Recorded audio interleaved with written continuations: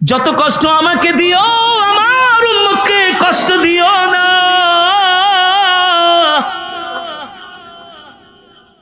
মালাকুল মউত কাউকে চিনবে না, মালাকুল মউত কারো কাছে এসে জান কবজ করার অনুমতি চাইবে না। এই কারণে আল্লাহ রাব্বুল আলামিন কোরআনুল কারীমের মধ্যে বলছেন, ওয়া ইন্নামা তুওয়াফাউনা উজুরাকুম ইয়াউমাল কিয়ামাহ ফামান যুহজিহা আনিন নারি ওয়া উদখিলাল জান্নাতা ফাকাদ ফাজ ওয়া মাল হায়াতুদ দুনিয়া ইল্লা মাতাউল গুরুর। তোমরা দুনিয়াতে যে নেক আমল করবা, যাররা থেকে যাররা পরিমাণ আল্লাহ তাআলা হাসরের ময়দানে তোমাদেরকে তার প্রতিদান দিবে। যদি নেক আমল করো, ফামাই আমাল মিসকালা যাররাতিন খায়রান ইয়ারা, প্রতিটা নেক আমলের প্রতিদান আল্লাহ তাআলা যাররা যাররা দিবে। ওয়া মাই আমাল মিসকালা যাররাতিন শাররান ইয়ারা, প্রতিটা গুনার বদলাও আল্লাহ তাআলা যাররা যাররা দিবে। তবে আল্লাহ তাআলা বলতেছেন, হে দুনিয়ার মানুষ, এই দুনিয়ার জমিন থেকে তোমাদেরকে চলে যেতে হবে। এই দুনিয়ার জমিনে তোমরা কেউ থাকতে পারবা না। তোমরা তোমাদের টাকা পয়সা, অর্থ বিত্ত, বাড়ি গাড়িকে, সম্পদকে, ক্ষমতাকে তোমরা নিজেদের সফলতা মনে করো না। টাকা পয়সা, বাড়ি গাড়ি, অর্থ সম্পদ মানুষের সফলতা না। ঠিক কিনা বলেন? কিছু মানুষ মনে করে অর্থ সম্পদ, টাকা পয়সা, ক্ষমতা এটা তাদের জীবনের সফলতা। কয় দোস্ত, জীবনে আর কোনো ইচ্ছা বাকি নাই, কোটি টাকার মালিক হয়ে গেছি।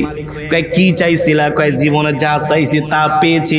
আল্লাহ তাআলা বলে, না না, এই অর্থবিত্ত তোমাদের সফলতা না, এই অর্থবিত্তই তোমাদের জীবনের মুখ্য উদ্দেশ্য না। এই অর্থ দিয়া তোমরা জাহান্নামের আগুন থেকে বাঁচতে পারবা না, এই অর্থ দিয়া তোমরা জান্নাত কামাইতে পারবা না। আল্লাহ তাআলা বলেন, ফামান যুহজিহা আনিন নারি ওয়া উদখিলাল জান্নাতা ফাকাদ ফাজ।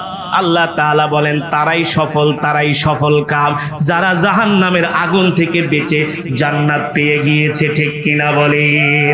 যারা জাহান্নাম থেকে জান্নাতে প্রবেশ করতে পারবে তারাই সফল কাম। এই কারণে আল্লাহ রাব্বুল আলামিন বলেন, এ দুনিয়ার মানুষ, এই দুনিয়া নিয়ে এত বাড়াবাড়ি করো না, অর্থ সম্পদ টাকা পয়সার পিছনে ঘুরো না। আফা হাসিবতুম আন্নামা খলাকনাকুম আবাসা ওয়া আন্নাকুম ইলাইনা লা তুরজাউন। আল্লাহ রাব্বুল আলামিন বলেন, আল হিসবান অর্থ ধারণা করা, উপলব্ধি করা। আল্লাহ তাআলা বলে, এ দুনিয়ার মানুষ, তোমরা কি ধারণা করেছো আমি আল্লাহ তোমাদেরকে এমনি এমনি দুনিয়াতে পাঠাইছি? আল্লাহ তাআলা বলেন, না না না, তোমাদেরকে আমি এমনি এমনি দুনিয়াতে পাঠাই নাই। শুধু টাকা ইনকাম করার জন্য দুনিয়াতে পাঠাই নাই। শুধু বড় বড় চাকরি করবা, বিল্ডিং বানাইবা, অট্টালিকা করবা, বড় বড় ব্যবসা প্রতিষ্ঠানের মালিক হবা। আল্লাহ তাআলা বলে, এই কারণে আমি তোমাদেরকে দুনিয়াতে পাঠাই নাই। আমি আল্লাহ তোমাদেরকে দুনিয়াতে পাঠাইছি একমাত্র আমার গোলামি করার জন্য। ঠিক কিনা বলেন? কার গোলামি? আল্লাহ তাআলা বলে, একমাত্র আমার গোলামি করবা, আমার হুকুম মানবা, আমার বিধান মানবা, আমার ইবাদত করবা। ইবাদত কার? জোরে বলুন। আল্লাহ তাআলা বলে, একমাত্র আমার ইবাদত করবা, আমার হুকুম মানবা, 5 ওয়াক্ত নামাজ সঠিক টাইমে আদায় করবা। ঠিক কিনা বলেন? কিন্তু দুঃখের বিষয় হলো, আজকে আমরা আল্লাহর হুকুম মানি না, আল্লাহর বিধান মানি না, আল্লাহর সাথে নাফরমানি করি। আজকে আমাদেরকে মসজিদে নামাজের জন্য পাওয়া যায় না। মসজিদে যেই মুসল্লি হয় তার চাইতে আরো 10 গুণ মুসল্লি, 10 গুণ মুসলমান চায়ের দোকানে বৈশা বাংলা সিনেমা দেখে। দেখে না? মানায় বলতেছি, তার চাইতে আরো 10 গুণ মানুষ চায়ের দোকানে বসে বসে গল্প করে, আড্ডা মারে। ঠিক কিনা বলেন? ক্রিকেট খেলা নিয়ে ব্যস্ত, কয় রান করলো, কয় রানে হারলো। বাংলাদেশের যুবকরা ক্রিকেট নিয়ে ব্যস্ত, বলে কয় রান করলো, কয় রানে হারলো। হায়রে মুসলমান, ও যুবক, আজকে তুমি ক্রিকেট খেলার খবর রাখো, ফুটবল খেলার খবর রাখো, বাংলা সিনেমার খবর রাখো, অথচ তোমার খবর রাখার উচিত ছিল কয়টা বাজে জোহরের নামাজের ওয়াক্ত আসে, কয়টা বাজে আসরের নামাজের ওয়াক্ত আসে। কারণ যুবক, তুমি জানো না, আল্লাহর হুকুম যদি না মানো, ওই অন্ধকার কবরে আযাব ছাড়া তোমার আমার কোনো উপায় থাকবে না। ঠিক কিনা বলে? ঠিক কিনা বলেন? আজকে মুসলমান দুনিয়া দুনিয়ার রং তামাশায় মত্ত হয়ে গেছে, কবরকে ভুলে গেছে, অথচ কবর আমাদেরকে ডাকতেছে, ইয়া আইয়ুহাল ইনসান, এ দুনিয়ার মানুষ, আনা কবরুল ওয়াহিদা, আমি কবরের একাকিত্বের ঘর, আনা কবরুল গুরফা, আমি কবর অন্ধকার ঘর, সাবধান সাবধান, আমি কবরে আলো ছাড়া এসো না। কি ছাড়া এসো না? কবরে কোনো ঘর নাই, দরজা নাই, জানালা নাই। আছে? কবর ঘরের কোনো দরজা নাই, জানালা নাই, কোনো ফ্যান নাই। এই যে মাহফিলের মঞ্চে বসছেন, এতগুলা ফ্যান চলতেছে, তারপরেও গরম লাগে। কিন্তু অন্ধকার কবর এমন এক কবর, ওই কবরের মধ্যে কোনো লাইট নাই, কোনো ফ্যান নাই, কোনো এসি নাই, কোনো বিছানা নাই। ওই কবরের মধ্যে শোয়ানোর পরে আপনার আমার অবস্থা কি হবে? চিন্তা করছেন একবারও? দাদা মরে গেল, দাদাকে কবর দিয়া চলে আসলেন, একবারও চিন্তা করলেন না এই কবরে তো আমাকেও যেতে হবে, ঠিক কিনা বলেন? আমরা জানাজা পড়াই, জানাজা দেই, জানাজার মাঠে যাই, কিন্তু ওই মুর্দার থেকে আমরা কোনো কিছু শিক্ষা নেই না। এমনকি জানাজার মাঠে যায় ও জুতা চুরি করে। হাসলেন? জানাজার মাঠে যেও জুতা চুরি করে, জানাজার মাঠে যেও ছাতা চুরি করে, জানাজার মাঠে যেও মোবাইল চুরি করে।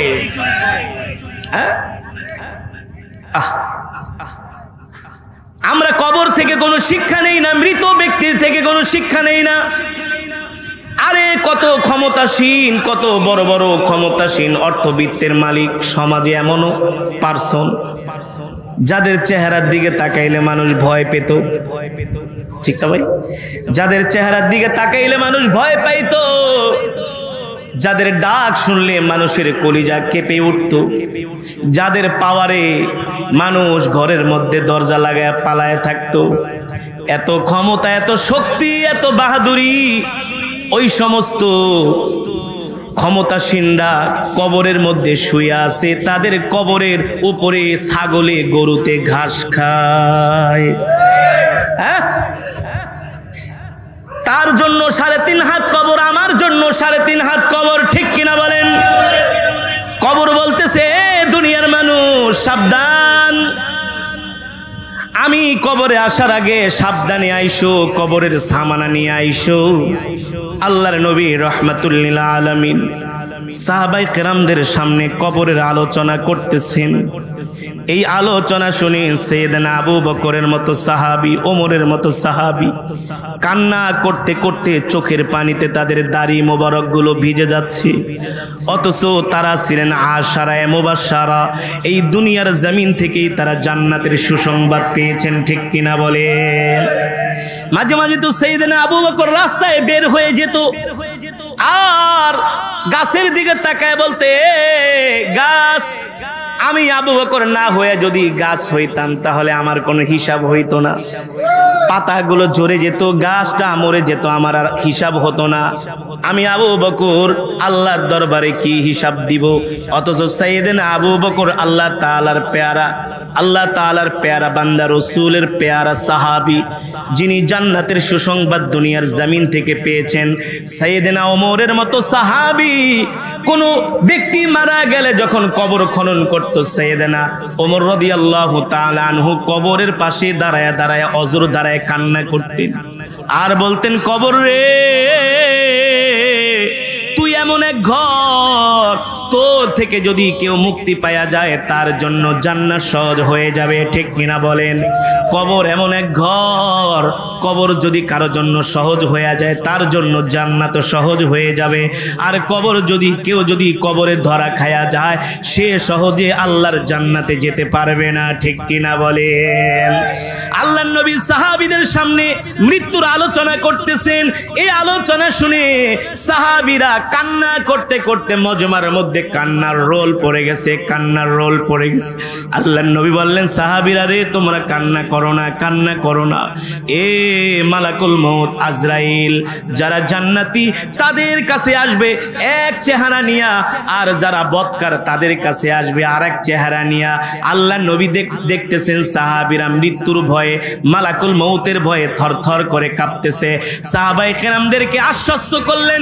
আল্লাহর নবী বললেন, ও সাহাবীরা শোনো শোনো, যারা জান্নাতি হবে আল্লাহ তাআলা তাদের জান কবজ করার জন্য মালাকুল মউতকে জান্নাত থেকে একটা সাদা রুমাল দিয়া দিবে। আর আস্তে কোন সুবহানাল্লাহ। জান্নাত থেকে একটা সাদা রুমাল আল্লাহ তাআলা মালাকুল মউত আজরাইলকে দিয়ে দিবে, আর বলবে মালাকুল মউত, এ আজরাইল যাও আমার ওই বান্দার জান কবজ করে নিয়ে আসো, কিন্তু সাবধান, ওই বান্দাটা আমার পেয়ারা বান্দা। ওই বান্দা কোনোদিন নামাজ ছেড়ে দেয় নাই, কোনোদিন একটা গুনাহ করে নাই, নাফরমানি করে নাই, কোনোদিন আমার একটা বিধান ছেড়ে দেয় নাই, আমার রসুলের সুন্নত ছেড়ে দেয় নাই। ওই বান্দা আমার সকাল সন্ধ্যা কোরআন পড়তো, জিকির করত। যাও জান্নাতের এই শুভ্র রুমাল নিয়ে যাও, আমার বান্দার রূহটা আমার কাছে নিয়ে আসো। এই কথা শোনার পরে মালাকুল মউত আজরাইল জান্নাত থেকে একটা শুভ্র রুমাল নিয়া আর জান্নাত থেকে খুশবু নিয়া জমিনে আসেন। কি নিয়া? সাদা রুমাল আর জান্নাতের খুশবু নিয়ে আসেন। এই কারণেই তো আব্দুল্লাহ ইবনুল মুবারক রাহমাতুল্লাহি আলাইহি ইন্তেকালের সময় মুস্কি মুস্কি হাসতেছে, আল্লাহু আকবার। দেখবেন কিছু মানুষ ইন্তেকালের সময় মুস্কি মুস্কি হাসে, আসে না? পেরেশান হয় না, ভয় পায় না। আশেপাশে যারা থাকে তাদেরকে বলে আমার জন্য দোয়া করো, কালেমা পড়ো, ইয়াসিন সূরা পড়ো, দুরূদ পড়ো, আমার জন্য সওয়াব রেসানি করো, তোমরা কান্না করবে না, ওসিয়াত কইরা যায় ওই জায়গায় আমার কবর দিবা। হাদিস শরীফে এসেছে, যখন একজন মানুষ ইন্তেকাল করে 40 দিন আগে মালাকুল মউত আইসা তাকে বইলা যায়, এ তোর সময় আছে আর 40 দিন। ভালো করে মিলায় দেখেন, আপনার বাবা দাদা মা কেউ যদি মারা যায়, দেখবেন 40 দিন আগে থেকে তার কথাবার্তা চেঞ্জ হয়ে যায়, খাবার দাবার চেঞ্জ হয়ে যায়, সব কিছু চেঞ্জ হয়ে যায়। সে শুধু সন্তানের মুখের দিকে তাকায় থাকে, সম্পদ দিকে তাকায় থাকে, দোকান ঘর বাড়ির দিকে তাকায় থাকে। এমন উদ্ভট কথাবার্তা তার মুখ দিয়ে আসে, কোনোদিন সে এমন কথাবার্তা। স্ত্রীকে ডাক দিয়া বলে, শোনো, যদি আমি মারা যাই আমাকে ক্ষমা করে দিও। স্ত্রী বলে, এমন কথা আপনি কেন বলেন? সন্তানকে ডাক দিয়া বলে, দিগায় বাবারে, আমি যদি মারা যাই তোর মাকে দেখা রাখিস, আমার ছোট 2টা বাচ্চা আছে, দেখা রাখিস রে বাবা, তোর হাতে উঠায় দিয়া গেলাম। হাদিস শরীফে এসেছে, মালাকুল মউত 40 দিন আগে আয়েশা সতর্ক কইরা যায়, এ তোর সময় শেষ, বাকি আছে 40 দিন, এখনো সময় আছে, তওবা কর, তওবা কর। এমন করে একদিন কমে মালাকুল মউত কমতে কমতে যখন 3 দিন বাকি থাকে, কয়দিন? মালাকুল মউত সেই সময় দিনে 3 বার আছে, সকাল দুপুর রাত্রি। তখনই দেখবেন একজন মালাকুল মউতের 3 বার সাক্ষাৎ পাবার পরে ওই মানুষটা আস্তে আস্তে করে দুর্বল হয়ে যায়, খাওয়া দাওয়া ছেড়ে দেয়, একেবারে ক্ষীণ হয়ে যায়, অসুস্থ হয়ে যায়, দুর্বল হয়ে যায়, খাওয়া দাওয়া ছেড়ে দেয়, আর ফেল ফেল করে সন্তানের দিকে, আত্মীয়দের দিকে তাকায় থাকে। কারণ সে জানে তার মাত্র সময় আছে কয়দিন। জোরে বলেন, কয়দিন? আল্লাহ তাআলা সেই কথাই কোরআনের মধ্যে বলছেন, ওমা তাদরি নাফসুম মাযা তাকসিবু গাদা। মানুষ জানে না আগামীকাল সে কি খাবে। ওমা তাদরি বিআই আরদিন তামুত। মানুষ জানে না কোন জমিনে তার মরণ হবে, ঠিক কিনা বলেন? জানেন কি? জানেন আল্লাহ। এবার মালাকুল মউত আয়েশা বলে, তোর সময় আছে আর 3 দিন। মৃত ব্যক্তি যে ইন্তেকাল করবে আস্তে আস্তে করে দুর্বল হয়ে যায়। যদি জান্নাতি হয়, নেককার হয়, বেশি বেশি করে আমল করে ইবাদতে লেগে যায়, বেশি বেশি করে তওবা পড়ে, ইস্তেগফার করে। আর যদি গুনাহগার হয়, বদকার হয়, তাহলে সে দুনিয়ার জমিন থেকে ছেড়ে যেতে চায় না, দুনিয়ার জমিন থেকে সে যেতে চায় না। যখন 3 দিন শেষ হয়ে যায়, মালাকুল মউত তার সামনে সে হাজির হয়। মালাকুল মউত যদি সে নেককার হয়, তাকে বলে, তুমি চিন্তা করো না, টেনশন করো না, তুমি আল্লাহর বন্ধু, আল্লাহ তাআলা তোমার জন্য সুসংবাদ দিয়া পাঠাইছে, আল্লাহ তাআলা তোমার জন্য জান্নাত রেডি করে রেখেছে। আল্লাহু আকবার। তার কপালটা ঘামিয়ে যায়, সে বিচলিত হয় না। দেখবেন জবান দিয়া জিকির করতে থাকে, পবিত্র হয়ে থাকে, সব সময় পবিত্র। আল্লাহু আকবার, সব সময় পবিত্র হয়ে থাকে। রাসূলের প্রিয় সাহাবী সালমান ফারসি রাদিয়াল্লাহু তাআলা আনহু ইন্তেকালের একদিন আগে তার স্ত্রীকে বলতেছেন, স্ত্রী আমার কেচিটা দাও, আমি আমার মোষগুলা ছোট করি, আমি আমার বগলের পশমগুলো ফালায় দেই। স্ত্রী বলে কারণ কি? বলে আগামীকাল আমার মৃত্যু হয়ে যাবে। আল্লাহু আকবার, আমি মৃত্যুর জন্য তৈয়ার হচ্ছি, মৃত্যুর জন্য প্রস্তুতি নিচ্ছি। আর যারা গুনাহগার গাফেল তারা এগুলো কিছু মনে করে না, শুধু দুনিয়া দুনিয়া ভাবতে থাকে, দুনিয়া নিয়ে ভাবতে থাকে, দুনিয়া ছেড়ে যেতে চায় না। আর যারা জান্নাতি তারা বেশি বেশি করে ইস্তেগফার করে। এবার মালাকুল মউত জান্নাতীর সামনে এসে জান্নাতের শুভ্র রুমালটা তার নাকের কাছে ধরে আর জান্নাতের সুঘ্রাণ ওই রুমালের মধ্যে লাগায় দেয়। আপনি আমি আতর লাগানোর পরে ঘ্রাণ নেই, নেই না, এমন করে টান দেই। যে জান্নাতি আল্লাহ তাআলার নির্দেশে মালাকুল মউত রুমালের মধ্যে খুশবু লাগায়া যখন তার নাকের মধ্যে ধরে তখন সে ঘেরান পায় আর সহ্য করতে পারে না, এমন করে একটা টান মারে। টান মারার সাথে সাথে সুঘ্রাণটা তার পেটের মধ্যে চলে যায়। ওই ঘ্রাণের সাথে সাথে আবার তার রূহটা আল্লাহর হুকুমে বের হয়ে যায়। আল্লাহু আকবার, মনে হয় সদ্য ভূমিষ্ঠ একজন শিশু, মনে হয় মায়ের দুধ খাইতেছি। আল্লাহু আকবার। আর যে জাহান্নামী মালাকুল মউত এমন একটা ভয়ঙ্কর চেহারা নিয়ে তার সামনে আসে, দেখবেন কিছু মানুষ ইন্তেকালের সময় চোখগুলো বড় বড় করে, অস্বাভাবিক আচরণ করে, হাত পাও নাড়াচাড়া করে। আল্লাহ আল্লাহ আমাদের হেফাজত করেন, আল্লাহ মৃত্যুটা আমাদের জন্য সহজ করে দেন। আরে জোরে বলি আমিন। মৃত্যুটা আমাদের জন্য আল্লাহ সহজ করে দেন। কি অবস্থা হবে চিন্তা করছেন? মালাকুল মউত যখন সামনে আসবে, আল্লাহ, আমি মাঝে মাঝে চিন্তা করি, আল্লাহ মালাকুল মউত আজরাইল সামনে আসলে অবস্থাটা কি হবে? যদি আল্লাহ সাহায্য না করে তাহলে বেঈমান হয়ে কবরে যেতে হবে। এই কারণে আল্লাহর নবী বলছেন, ও আমার সাহাবীরা আমার উম্মতকে বলে দিও তারা যাতে বেশি বেশি করে মৃত্যুর কথা স্মরণ করে, আল্লাহ তাআলার কাছে সাহায্য চায়। ঠিক কিনা বলে? এবার যখন মালাকুল মউত নেককার বান্দার জান কবজ করবে, সে স্বপ্নের মধ্যে যেমন দেখে যে মানুষ স্বপ্নের মধ্যে ঘুমাইতেছে, অনেক কিছু স্বপ্ন দেখে। মালাকুল মউত যখন তার জানটা নিয়ে যাবে, স্বপ্নের মধ্যে সে দেখবে যে তার সন্তানরা তাকে গোসল করাইতেছে, সন্তানরা তাকে কাফনের কাপড় পরাচ্ছে, খাটিয়ার মধ্যে উঠায়া ঘর থেকে নামাইতেছে। সে মনে করবে স্বপ্নে দেখতেছে যখন একেবারে কবরের কাছে নেওয়া হবে আর আত্মীয় স্বজন পড়বে, মিনহা খলাকনাকুম ওয়া ফিহা নুঈদুকুম ওয়া মিনহা নুখরিজুকুম তারাতান উখরা। আল্লাহু আকবার। যখন তাকে মাটির মধ্যে শোয়ানো হবে, কবরের মধ্যে রাখা হবে, জান্নাতি হলে সে ভয় পাবে না, ভয় করবে না। আর যদি বদকার হয়, সন্তানদেরকে বলবে, বাবারে এত টাকা দিয়া বাড়ি বানাইলাম, গাড়ি কিনলাম, তোরা আমাকে স্বার্থপরের মতো কবরের মধ্যে রাইখা যাইতেছিস, আমার জন্য কি মায়া লাগে না রে বাবারে? স্ত্রীর দিকে তাকায় বলবে, স্ত্রী তোমাকে আমি এত ভালোবাসতাম, আজকে তুমি কেমন করে আমাকে একা ছেড়ে দিলা। এইভাবে করে বদকাররা আফসোস করবে আর কান্নাকাটি করবে। আর যারা জান্নাতি হবে তারা বিচলিত হবে না। তাদেরকে যখন কবরের মধ্যে শোয়ানো হবে, বাঁশের চাটাই দেওয়া হবে, কবরের উপরে মাটি দেওয়া হবে, কবরটা যখন একেবারে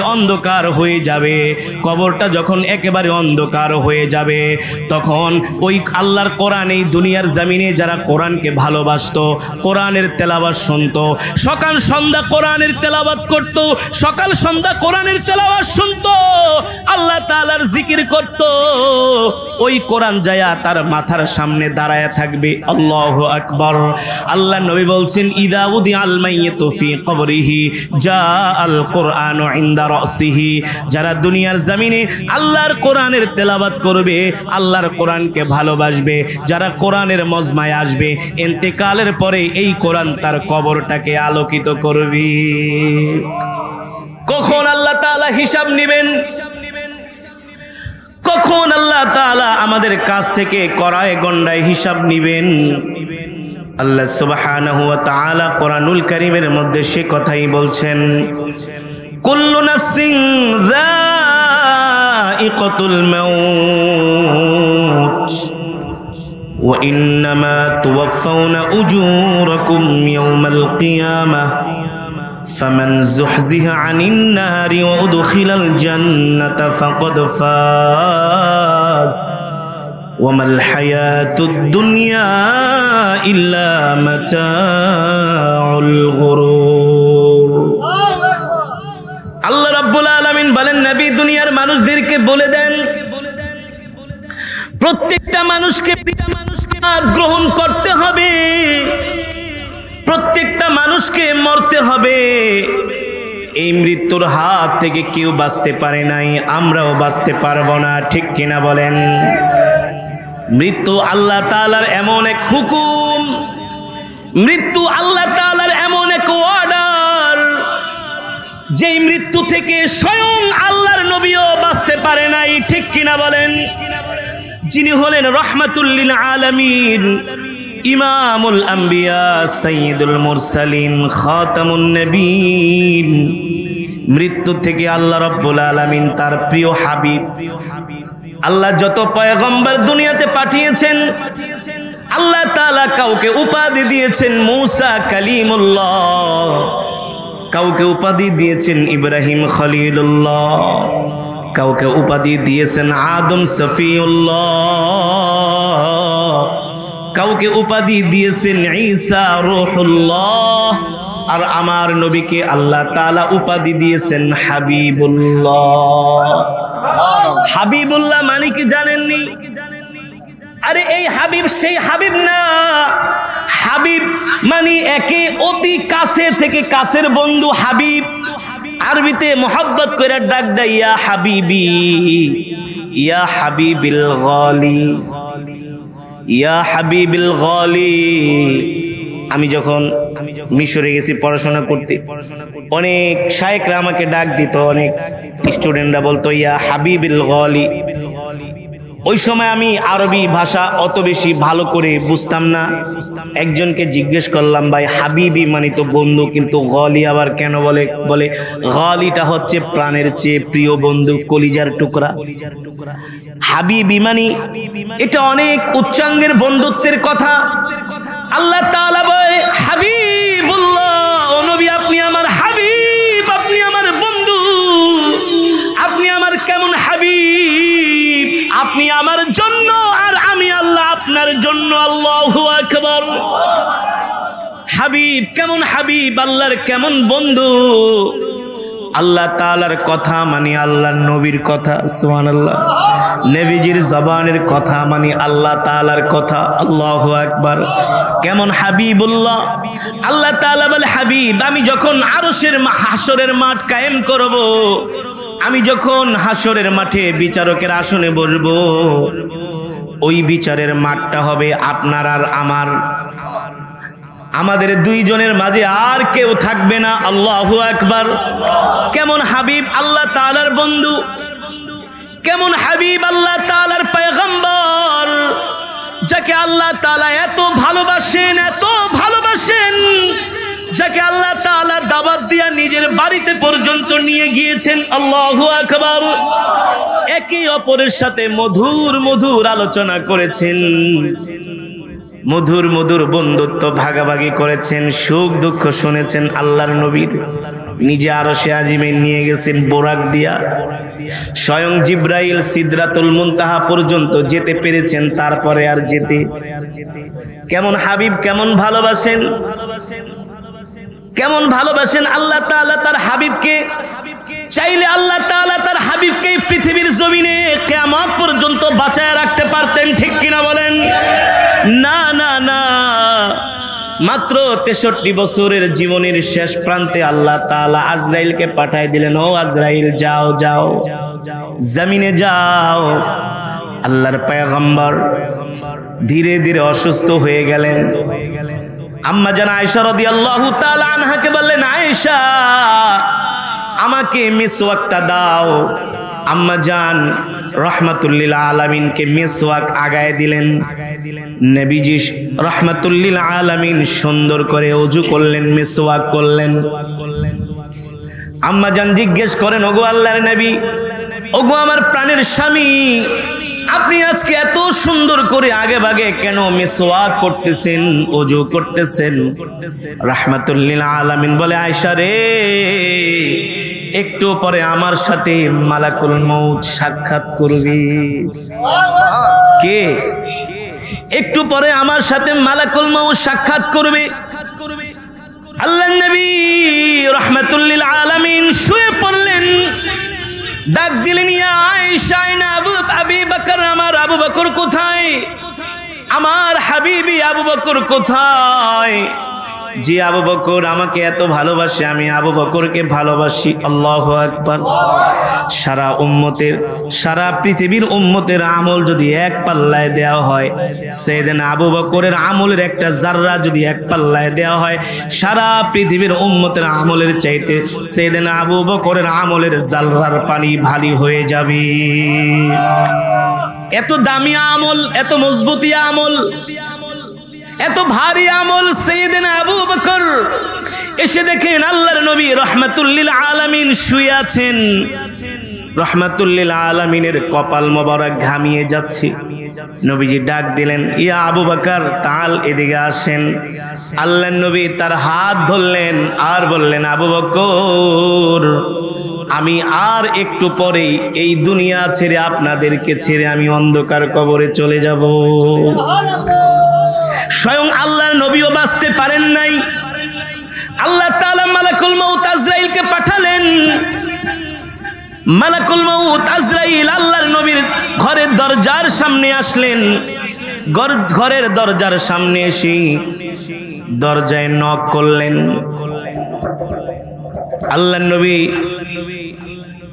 বলতেছেন, কে তুমি দরজার সামনে?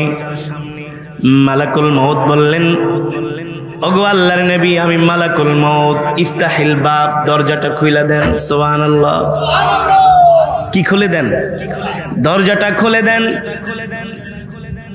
আল্লাহর নবী রাহমাতুল্লিল আলামিন হযরত ফাতেমা রাদিয়াল্লাহু তাআলা আনহাকে বললেন, মা যাও দরজাটা খুলে দাও। হযরত ফাতেমা দরজা খুলে দিলেন। দেখলেন ঘরের সামনে একজন ব্যক্তি দণ্ডায়মান। আল্লাহর নবী জিজ্ঞেস করলেন, ফাতেমা, ঘরের দরজা খুলে দিলা, কে দাঁড়ায় আছে? ভিতরে আসতে বলো।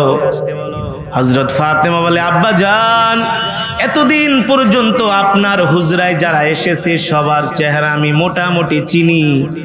আজকে আপনার ঘরের দরজার সামনে যে দণ্ডায়মান, তার চেহারা আমি কোনোদিন দেখি নাই।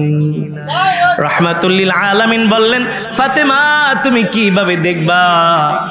আমার ঘরের দরজার সামনে যিনি এসেছেন, তিনি যদি কারো দরজার সামনে আসেন, খালি হাতে ফিরে যান না, খালি হাতে ফিরে যান না। হযরত ফাতেমা বললেন, আব্বা জান, বুঝলাম না, কে এসেছে আপনার ঘরের দরজার সামনে? রাহমাতুল্লিল আলামিন বললেন, আয়েশা, ও ফাতেমা, আমার ঘরের দরজার সামনে স্বয়ং মালাকুল মউত দাঁড়ানো। পাশে আম্মা জান আয়েশা নবীজির স্ত্রীরা বসে আছেন। মালাকুল মউত ঢুকলেন, ঢুকে আল্লাহর নবীকে সালাম দিলেন, আসসালামু আলাইকা ইয়া রাসূলুল্লাহ। ওগো আল্লাহর নবী, আল্লাহ তাআলা আপনাকে সালাম দিয়েছেন। আল্লাহু আকবার। কে সালাম দিয়েছেন? আরো জোরে বলেন। আল্লাহ তাআলা আপনাকে সালাম দিয়েছেন, আমাকে আপনার কাছে পাঠিয়েছেন আপনার জান কবজ করার জন্য। আপনার জানটা নেওয়ার জন্য, রূহটা নেওয়ার জন্য আল্লাহ তাআলা আমাকে পাঠিয়েছেন। যদি অনুমতি দেন আপনার জান কবজ করব, আর অনুমতি না দিলে আমি আজরাইল খালি হাতে ফিরে যাব। এই পৃথিবীর জমিনে একমাত্র আমার নবী ছাড়া আজরাইল আর কারো কাছে জান কবজ করার জন্য অনুমতি চায় নাই, আর চাইবেও না। হ্যাঁ, চাইবে? আমেরিকার রাষ্ট্রপ্রধানের কাছে যে অনুমতি চায় না, সারা পৃথিবীর রাষ্ট্রপ্রধানদের কাছে যে অনুমতি চায় না, ঠিক কিনা বলেন? কোন পয়গম্বরের কাছে অনুমতি চায় না। মালাকুল মউত আল্লাহ তাআলার এমন একজন পাওয়ারফুল ফেরেশতা যার ক্ষমতা এত বেশি, কারো কাছে অনুমতি চায় না, যায় আর জানটা খাপ করে ধরে নিয়ে আসে, ঠিক কিনা বলেন? আল্লাহর নবী বললেন, আজরাইল আমার জান কবজ করার জন্য আসছো, আমার কাছে অনুমতি চাইতেছো, অনুমতি দিলে জান কবজ করবা, আর অনুমতি না দিলে ফিরে যাবা।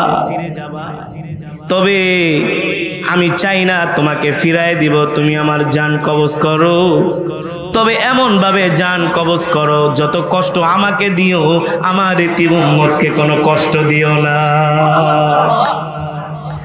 যে কোরআন আমি আপনাদেরকে তেলাওয়াত করে শোনাইলাম, এই কোরআন আপনার আমার কবরে এসে কবরটাকে আলোকিত করবে।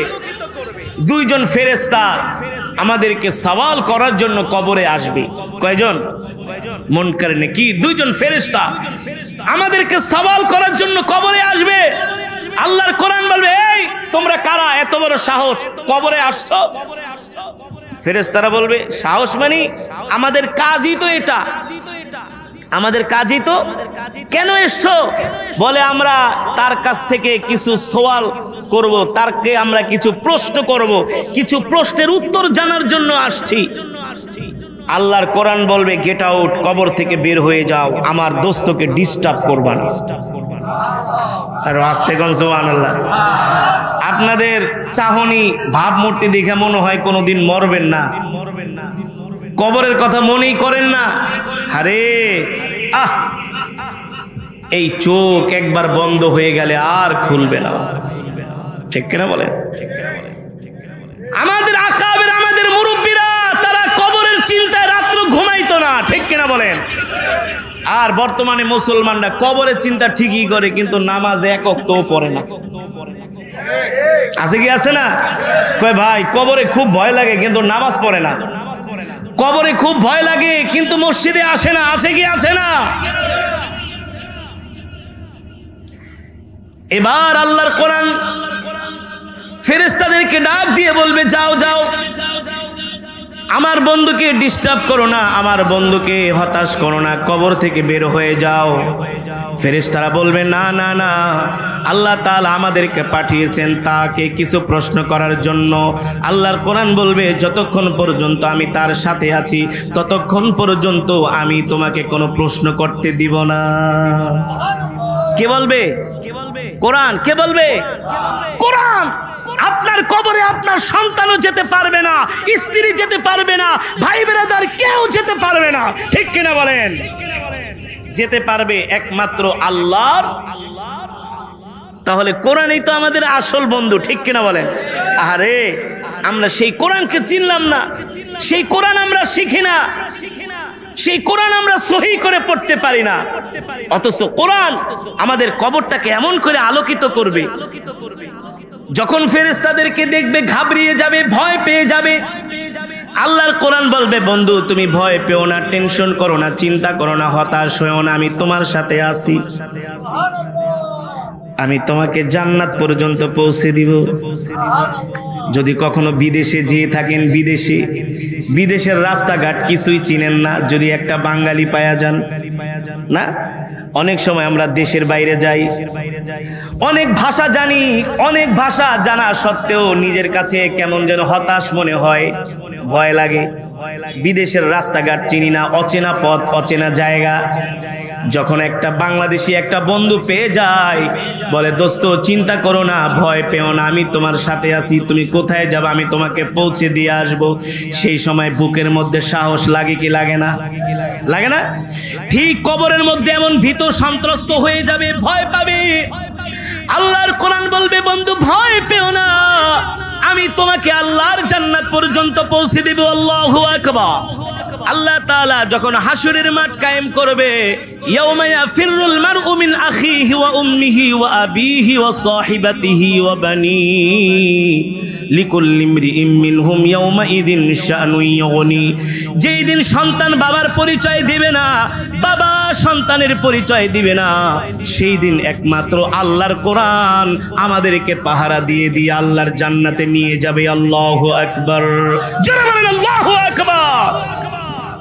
যখন মিজানের পাল্লার কাছে যাবে, তখন মিজানের পাল্লায় যে ফেরেশতারা নিয়োজিত দায়িত্বে আছে, তারা আল্লাহর কোরআনকে দেখা বলবে যে যাও যাও, তোমার কোনো নেক আমল পাল্লা দিয়ে মাপার দরকার নাই, কারণ তোমার সাথে স্বয়ং আল্লাহর কোরআন আছে। আল্লাহু আকবার। মিজানের পাল্লায় তার নেক আমল মিজানের পাল্লার মধ্যে দেয়া হবে না, নিয়ে যাবে জাহান্নামের গেটের কাছে। দেখবে জাহান্নামের প্রহরীরা দেখবে আল্লাহর কোরআন তার সাথে আছে, কয় যাও তোমার জন্য 7 খুন মাপ। তো লাস্ট স্টেপ যাবে পুল সিরাতের কাছে, যে পুল সিরাত এমন এক পুল যেখান থেকে 1000-এর মধ্যে 999 জন পুল সিরাতের পোল থেকে ছিটকে জাহান্নামে পড়ে যাবে। আল্লাহর কোরআন ডাক দিয়ে বলবে, বন্ধু তুমি ভয় পেও না, আমি আল্লাহর কোরআন তোমার সাথে আছি, আমি তোমার হাত ধরে তোমাকে পুল সিরাতের পুল পার করে দিব। আল্লাহু আকবার। শয়তান চায় না আমরা আল্লাহর গোলামি করি, ঠিক না? শয়তান চায় আমরা শয়তানের গোলামি করি। শয়তান চায় না আমরা ওয়াজের মাহফিলে আসি। শয়তান চায় চায়ের দোকানে বসে বসে চা খাবে আর বাংলা সিনেমা দেখবে। শয়তান চায় ফেসবুকের মধ্যে বসায় রাখবে, ঠিক কিনা বলেন? শয়তান চায় অশ্লীল গান, অশ্লীল নাচ এই কান আর এই চোখ দিয়ে আমাদেরকে দেখাবে। কিন্তু রব চায় যাতে করে আমরা কোরআনের মজমায় আসি, ঠিক না? কিন্তু আমরা তো আল্লাহর গোলাম। কার গোলাম? আরো জোরে বলুন, আমরা আল্লাহর গোলাম।